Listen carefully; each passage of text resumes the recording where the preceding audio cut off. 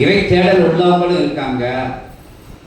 இறையை தேடத மாதிரி சும்மா அது என்ன சொல்லுது, அது என்ன சொல்லுது, நம்ம வேஷம் போடுவாங்கல்ல, வீட்டில் வேஷம் போடுறது. இறை தேடுவது போல் தனக்கு இறை தேடும்.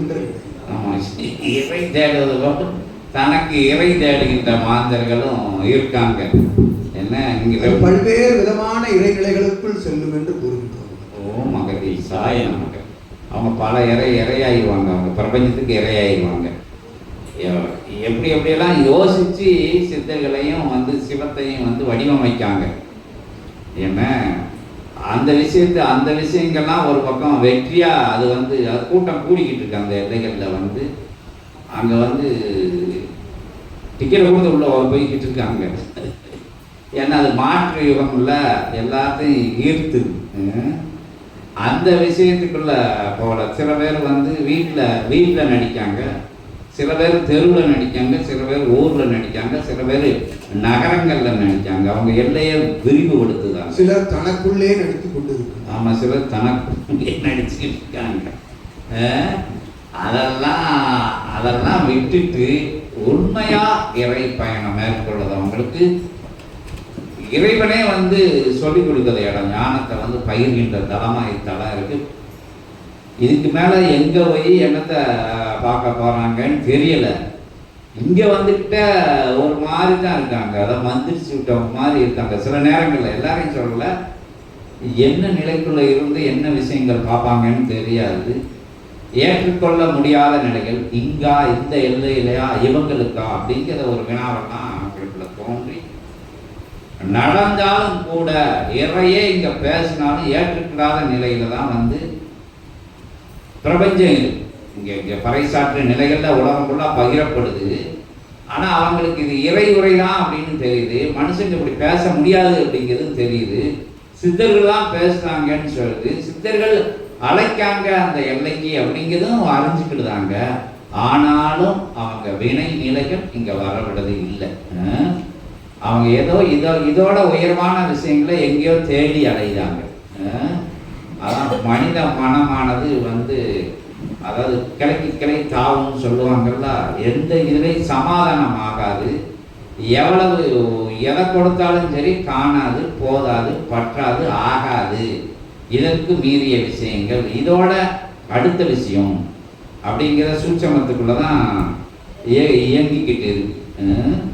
அந்த அப்பதான் இயங்கிக்கிட்டு இருக்கு. அதான் இறை சூட்சமம். அந்த சூட்சமத்தை வச்சு தான் சுத்திக்கிட்டு இருக்கு, சுழண்டுக்கிட்டு இருக்கு. நிற்கிறவங்க, தன்னை தான் கவனிக்கிறவங்க, போதும் நினைக்கிறவங்க, திருப்தி அடைகிறவங்கெல்லாம் அவங்க வந்து வேற தளத்துக்கு போயிடுறாங்க. ஓட்டத்தை நிப்பாட்டிடுவாங்க. என்ன தேடுதல் இருக்கும், ஆனால் அது தேடுதல் இல்லாத தேடுதல். பயணம் இருக்கும், அது பயணம் இல்லாத பயணம்.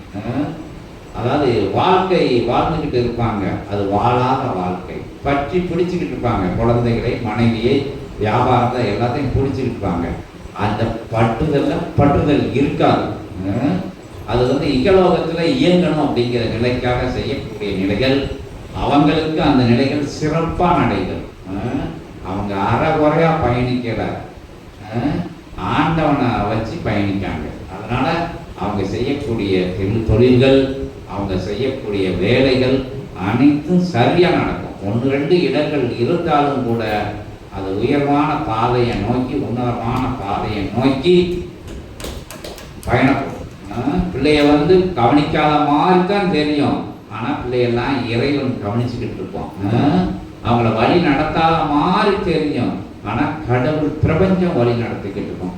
பிரபஞ்சத்தை வழி நடத்த ஒருத்தன் துணையா என்னைக்கு நிற்க ஆரம்பிச்சிட்டானோ அவனுக்கு உண்டான விஷயங்களை பூரா பிரபஞ்சம் கரெக்டாக துல்லியமாக பார்த்து வழி நடத்திக்கிட்டு இருக்க போகுது. சித்த சபையில் அது நிகழுது. சித்த சபையில் சித்தனோட வாழ்க்கையில் மட்டும் அல்லாது இங்கே உள்ள சீடர்களோட வாழ்க்கையிலும் யார் உயர் சரணாகதி அடைஞ்சு வராங்களோ, உயர் நம்பிக்கையோட சிவசபையில் வந்து உள்ள நிற்காங்களோ, அவனுக்கு ஞானத்தில் இருந்து இயல்பு நிலை வெற்றியை அடைஞ்சு உயர்வான மகா சூட்சமத்துக்குள்ள போகிறாங்க. அதை கவனிக்காதவங்க கவனிக்காத மாதிரி கவனித்து நடிக்கிறவங்க, அவங்கள பற்றியெல்லாம் பேசுறதுக்கு ஒன்றும் இல்லை. திருப்பி திருப்பி அங்கங்கே சுற்றி பிறகு திருப்பி இங்கே சிவசூட்சமத்துக்குள்ளே தான் வரணும். சபை இருக்கு, சபை வளரப்போது என்னதான் செய்தாங்களோன்னு நினைப்பாங்கன்னு அகத்தை பெருமான்னு சொல்லுதாரு. சில பேர் இருக்காங்க சபையில், என்னதான் நடக்கும் அப்படின்ட்டு. என்னதான் நடக்குங்கிறது சித்தர்கள் தீர்மானிச்சிட்டாங்க, என்ன நடக்குங்கிறத தீர்மானிச்சிட்டாங்க. உனக்கு என்ன நடக்கணும் சபை மூலமா அப்படிங்கிறது நீ தீர்மானித்து உள்ள வரணும். அதான் இங்கே உள்ள சூட்சமம் அப்படின்னு சொல்லி உயர்வான நேரத்தில் அகத்தியரோட இப்படி இணைஞ்சிருக்குது. யாருக்கு கிடைக்கும்?